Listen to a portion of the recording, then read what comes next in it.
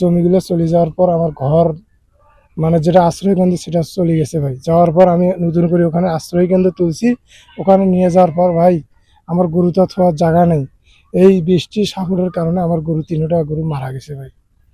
এখন আমি আর কি বলবো, আমার ভাষায় আর বলার মতো নাই ভাই। আজকে ভাই আবার আবার নতুন করে ভাঙতে যাচ্ছে, আবার আদিরা যে জমিগুলো ছিল এই জমিগুলো আবার যাইতেছে ভাই।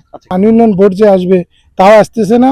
আবার যে এমপি, আমাদের এখানকার যে এমপি, আবার মেম্বার আছে, চেয়ারম্যান আছে, এদের কথা এরা তো আরো বাদ, এরা তো আসতেইছে না। এতে যে জনগণ কি হচ্ছে না হচ্ছে এ বিষয়ে কারো কিছু নাই।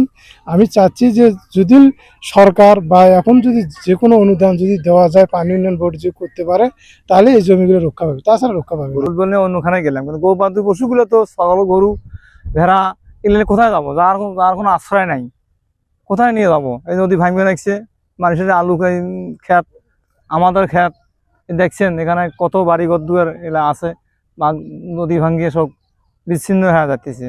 কারণ আমরা কি করবো? করার পথ নেই আর।